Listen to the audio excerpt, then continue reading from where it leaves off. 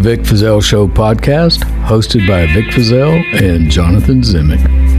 Sponsored by Moroso Wood-Fired Pizza, Pinewood Coffee Bar, and the law offices of Vic Feazell.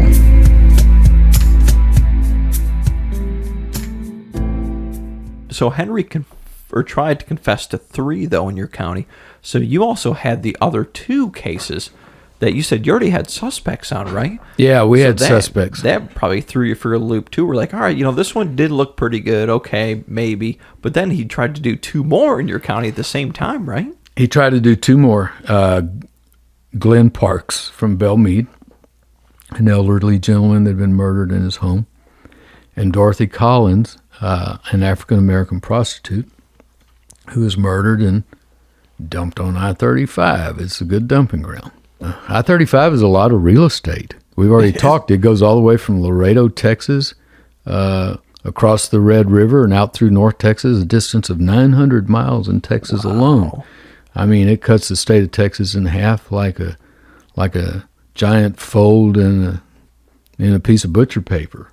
And the cars and trucks going up there every day, so it's natural that you're going to find some stuff along I-35. It's the main artery of Texas. Yes.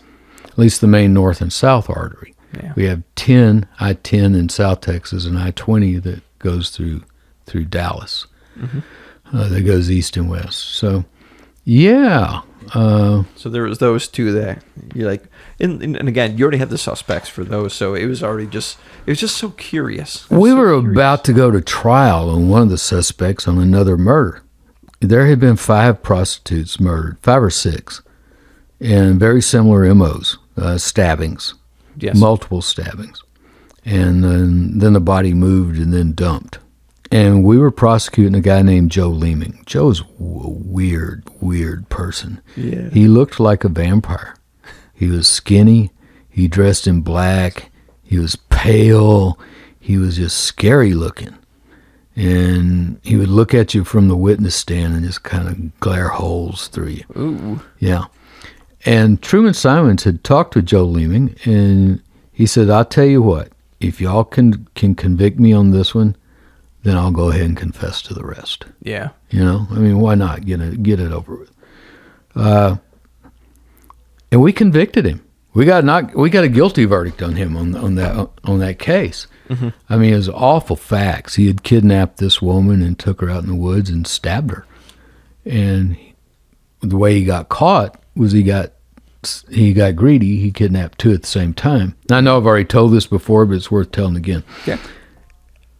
And one of the girls in the back seat, while he was killing the girl in the front seat in the woods, was able to move her blindfold a little, look out the window, and she saw him come walking out of the woods, licking the blood off the knife, and hunching the air like a dog. That's what she said. He was hunching the air like a dog. God. So he was kind of a sick individual. Yeah. So he clammed up when Lucas confessed to Dorothy Collins. Then he clammed up. He wouldn't confess anymore. Thanks, Henry. Yeah, and they were trying to get Lucas to confess to the Lake Waco murders after they found out that I was investigating them. Yeah. They tried to get, even though we had convictions on the Lake Waco murders, we were still involved in, but we had already convicted Spence twice and had guilty pleas from the Melendez brothers. We still had the Deeb trial to do. And they had made an appointment with Spence's lawyer to come down and talk to Lucas after we had guilty verdicts. That's crazy, man. Well, see, they were going to try to say that I was after the Rangers to protect the Lake Waco verdicts. Right. Yeah. And that's all they were trying to do. That was Feazell's motive. Mm-hmm. They were still trying to find a motive. There was no talk about an investigation of me yet, but they were trying to derail our grand jury. Yes. And then eventually they were able to do that right toward the end with Charles Duncan, stirring up stuff all over town, the reporter from Channel 8, that Jim Adams had gotten involved through his buddy Tom Pauken. He called in Tom Pauken, this big muckety-muck Republican who had run errands for the Republican Party for years, dirty errands. And And he's the one who connected Ron Border with the DPS. He worked for Jim Adams, and Bill Johnston with the Waco Police Department. And sadly, Bill used to work for me. Right. I gave him his first job out of law school, but Bill was very ambitious, and he had no loyalty and not much integrity. Oh, boy. Yeah, and so he was in that first meeting at the Ramada Inn along with Boyder and Duncan. And that's what eventually derailed our grand jury, along with the fact that we had a plant in the grand jury. A local businessman who was owner of Lucas Grand Jury, who was friends with David Smith, the city manager, and with Jim Adams. Oh, yeah. And he would call and let them know every day what was going on. I didn't find this out until later. Yeah. But we got pretty suspicious we had a leak when Maddox told the grand jury, I'm going to ask for some money from the governor, Mark White, so that we can continue this investigation and bring in more witnesses from across the country to pin this down better. And before we even finished that grand jury session, Yeah. Mark White was calling a press conference. It was on the news when I got home that night. Wow. Saying, we are not going to give any money.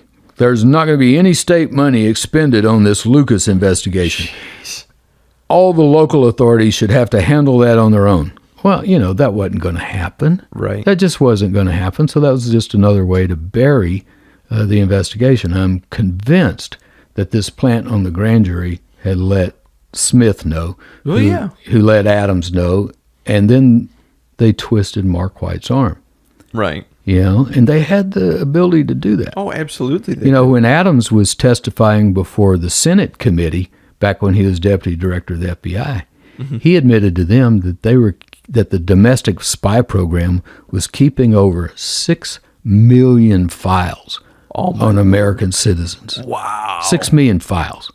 When Lyndon Johnson was going to fire J. Edgar Hoover, head of the FBI, who had been there for 50 years, Yeah. he has him summoned to the office. Hoover walks in with some files under his arm. When he walks out, he hasn't been fired. He was named FBI director for life. Yep. What'd that guy have on Lyndon Johnson? Seriously, though. I think Hoover was the only man in the world that Lyndon Johnson was afraid of.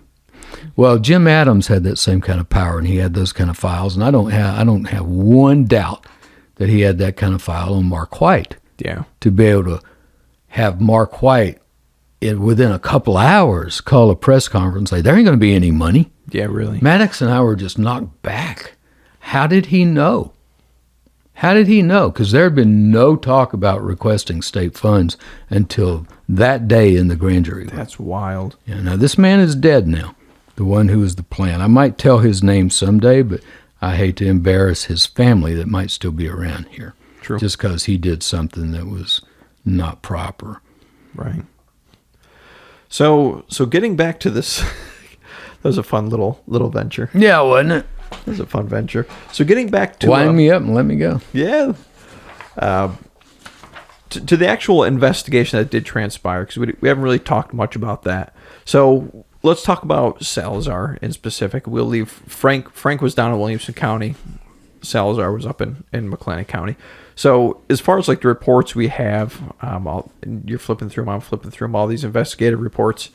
They did try to investigate it, and because her body was found near a truck stop, they went into the truck stop and tried to ask if people had seen Rita in the truck stop. And it's very interesting how a number of people said, yeah, we saw her, and we saw her in the truck stop, and she's wearing this, and it's always different. And what do you find with murder cases and people coming forward with information, and how accurate is it? Because from these reports, none of them were accurate as to her description. Everybody said they saw her. I don't know what to do about this, but I learned way back there that eyewitness testimony is just not very reliable. Yeah. Our brains fill in blanks, and our memories are kind of weird. We think that there's a filing cabinet in our head, and that memory is in this folder in that cabinet. Well, it's not. They're filed all over your head, all over your head. And when a memory you have is like a little committee meeting that pulls together as many things as possible about that event. And what you have is just sort of a conglomeration of what you think happened. And it's not. And they've done all kinds of experiments about eyewitness testimony to prove that most of the time people don't have any idea what they saw. Now, sometimes they do. You know, somebody walk in a room, you recognize him, yeah, that's Joe Blow. Yeah, I saw Joe Blow pull the gun and shoot. Right. You know, we all know that. We all saw Jack Ruby on TV shoot Lee Harvey Oswald. We know about that. But just your typical eyewitness scenario where it happens fast, you're not expecting it, they don't remember. Yeah. They don't remember. They get it wrong. And a problem we have with law enforcement, and especially with CPS, Child Protective Services, is memory confabulation. Sure. Created memories.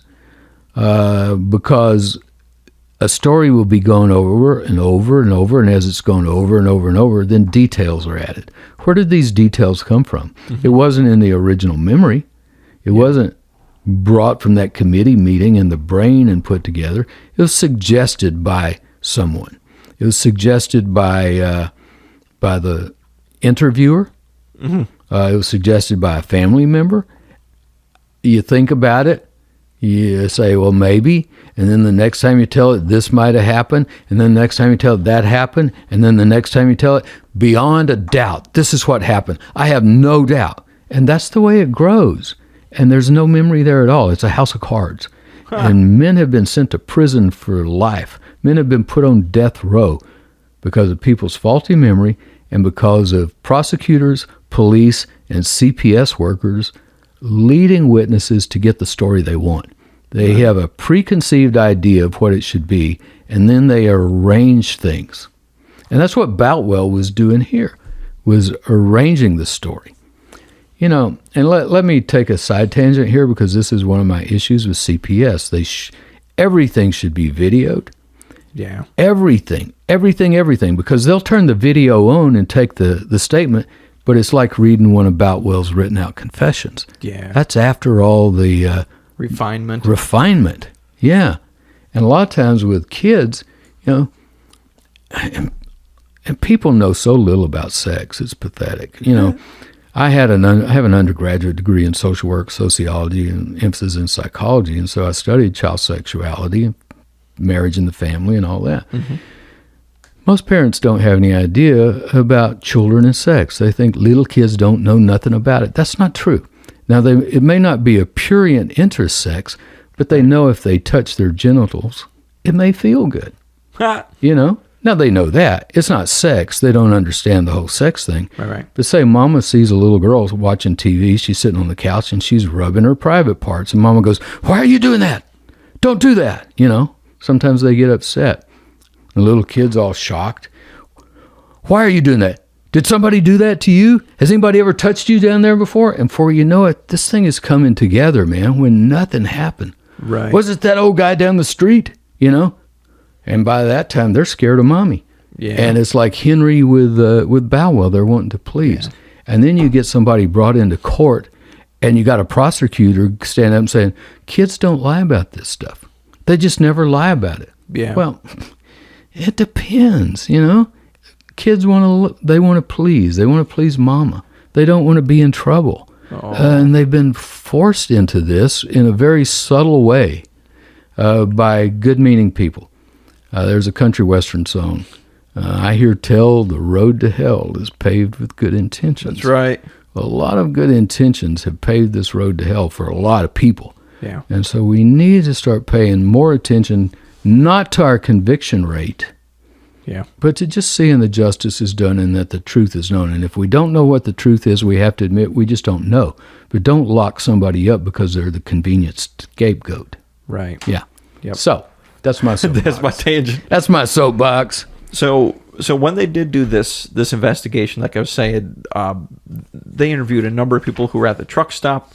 You know, did anybody see her? And just a ton of different details came in as to what she could have potentially looked like. Oh, she's wearing a gray shirt, had, you know, with a sandy-haired man. So there really wasn't any leads to go off of, is what I can gather from reading through all the McLennan County Sheriff Department reports. There were no leads. There was nothing to latch onto at all. There are no leads. These young people ran out of gas on the side of the road in the dark, got picked up, and never seen alive again. Yeah. And that was it. And that's why it went cold. And Otis's story and Henry's story, not consistent. They changed their minds about who shot whom. Right. And then they have Frank and Becky in the car. Yeah, they have the kids in the back. Yeah. Yeah. Crazy. So, I mean, the only thing missing was the Happy Meal, you know? Jeez, people. the Happy Meal. Now, I recognized a name in here. Upon my arrival in McLennan County, this is the guy who found the bodies. I contacted Judge Cabness and advised him that Mrs. Salazar, the mother of Rita, had identified the picture and clothing. I knew Judge Cabness. Yes, you did. Yeah, he's passed on now, but he was the most wonderful man.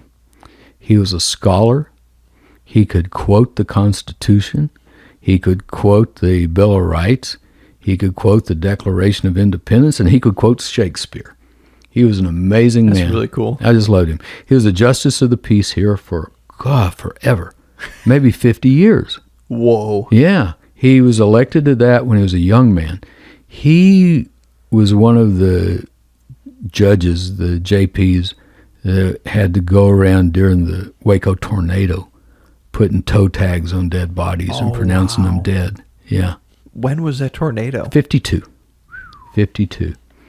And then after I started my private practice, because of Judge Cabness's position, sometimes he would get calls about car wrecks and things like that. And he would refer me cases. Oh, that's cool. Yeah. So What a guy. What a guy. I loved him. I miss him. He's got family here in town. A son who's a lawyer and a granddaughter who's a lawyer. Oh, that's cool. Yeah. His son, Mark James, used to work for me at the DA's office. Maybe when we get down to talking about Fort Feazell and support the fort, and I visited Fort Feazell, we can interview Mark because he was there when I was arrested too. Wow. Yeah. Wow. So, yeah, a lot of these names that I see here, they mean something to me. Craziness. And then we noticed on this report that Boutwell, he popped his head up 2 days later. He's calling the Hewitt Police Department and the Sheriff's Office saying, we know who that girl is, and I want to handle that case. And that's when he started working on Toole and on Lucas. Right. See, because by now, he already had Lucas. See, he had already been to Montague. And on Orange Socks. On Orange Socks. Let's look at the dates and make sure. No, Orange Socks was 79. Correct. Yeah, and this murder was in 78. But he already had Lucas in his possession when he started talking to him about it. Right. So the case had gone cold for a number of years, and it was, when Boutwell was doing this whole, trying to solve all these I-35 murders, went to Montague, Orange Socks, and all that, right? Yes. But it's just fascinating looking at this case, Vic, because if this were current times, we see this back then is there's hardly any evidence because there's no DNA, so you couldn't get anything from the semen, you couldn't get anything from the body, right? You couldn't get hair samples, like that just didn't exist back then. And then you had a number of 22 shell casings that were found all around, but they just didn't have the technology to pull DNA off of that, or they didn't have technology to pull prints off of that. So it's crazy to look at this case back then versus if it had happened now. How back then there's so little forensic testing. This thing would have been solved quickly if it happened today. Quickly. Probably because of the DNA. Yes. And we'll get into that in just a minute. But yeah, probably. But back then, what they do, and it was just I didn't like it, but it was a law enforcement tactic. You get the confession. Right. Now, confession alone isn't enough. Right. It's got to have corroborating evidence. Correct. But what is corroborating evidence? It's things that put them at the scene. Things that put them, not things that... Only things that the killer would know. Things only the killer can know, or things that Boutwell told me or showed me and I repeated. Yeah. And we found nothing that was original. Just like on Orange Socks, the matchbooks, they're in the photographs. Yeah. Henry saw them in the photographs. In this one, they had the white sweater, the missing wallet, all those things that they already knew that they had a couple years here to keep telling Henry about until he finally got the story straight. Right. Was the girl carrying anything? Yeah, she had a sweater. I think that was in her arms, and I think a billfold or a purse one. I don't remember which. She had. But she had the sweater, I know, in her arms. I'm just so glad I did not let Henry come plead to this. Yeah. Yeah, I'd say. Yeah. Now here's the sad part. The car they were driving belonged to Stephen Key, Frank's brother. Sometimes they call Frank Kevin because I think his middle name. Yeah. It's just so sad that these kids are dead because they ran out of gas and because there were these violent criminal predators out there just trolling. Trolling 35. Yeah.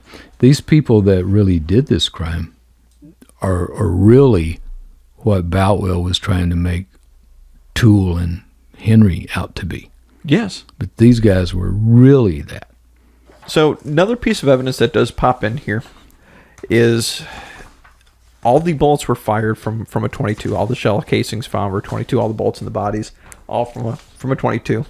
And we do have some video footage, and we'll play the audio for our listeners, of Henry confessing to the murder, actually at the scene of where they found Frank Key's body.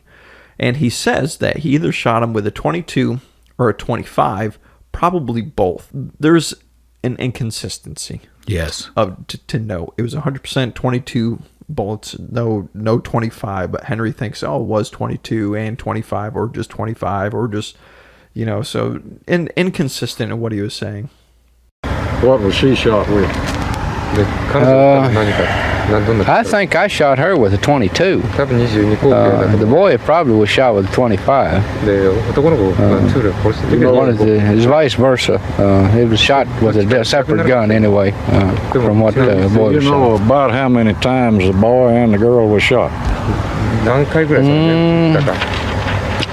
Approximately 3 or 4 times I'd have shot at him. I don't know whether he hit him all 4 times or not. But the girl should have been shot at least 4 times anyway. Should have been hit about 4 times.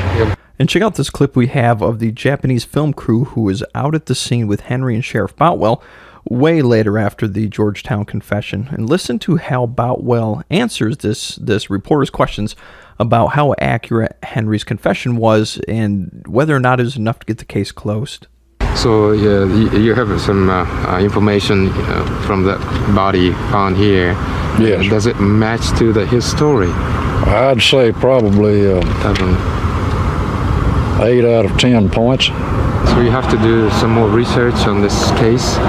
We did a lot of research on the case at the time of the killings. As far as I'm concerned, he has confirmed both cases. The girl was killed 56 miles from here instead of 55. She was carrying a sweater in her arms when she was shot. One of the bullets passed through the sweater.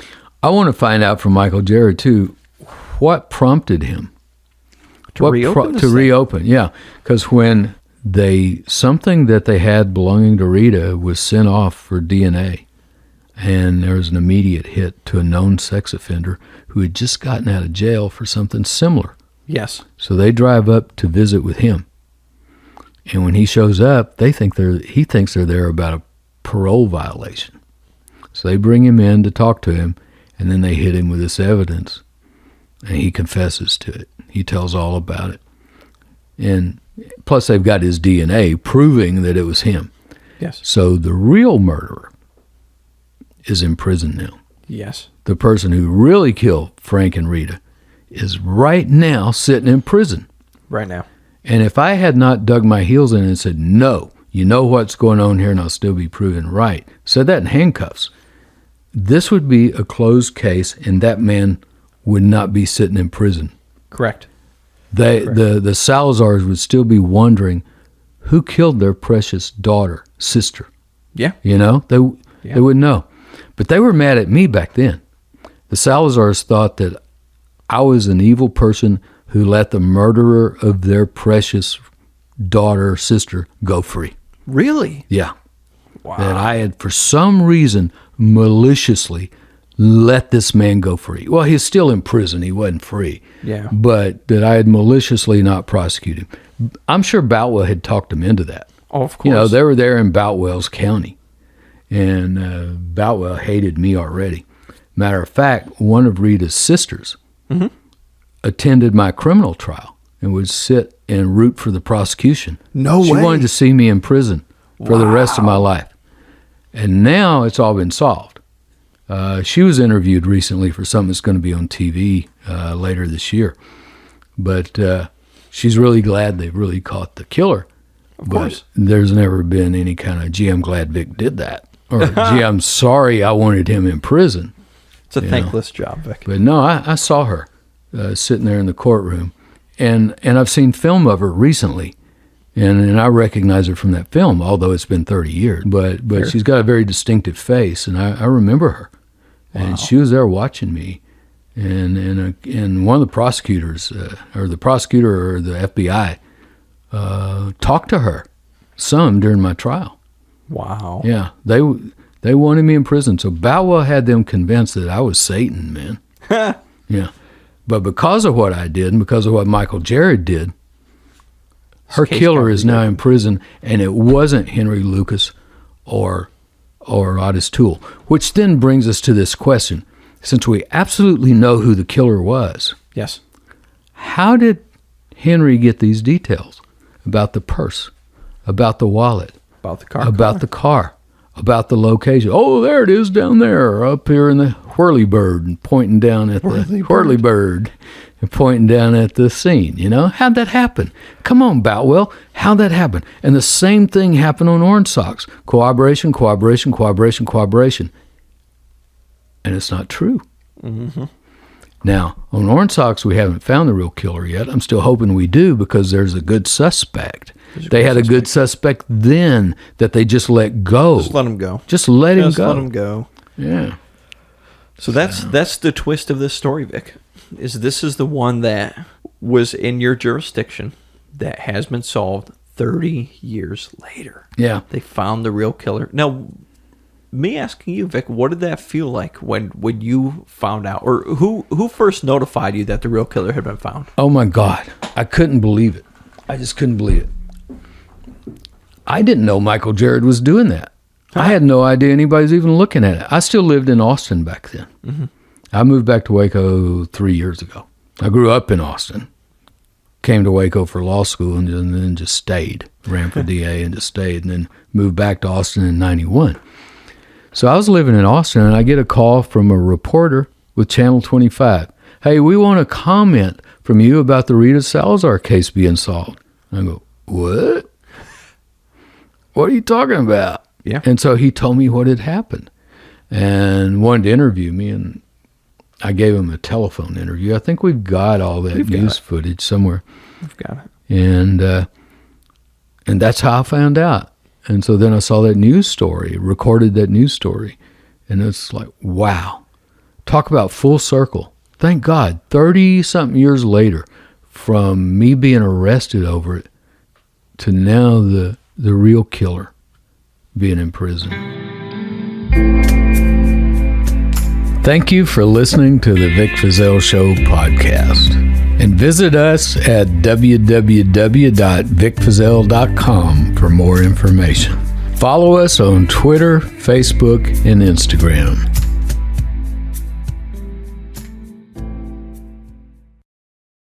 Drive laid back and lower your speed, 1877 with Vic.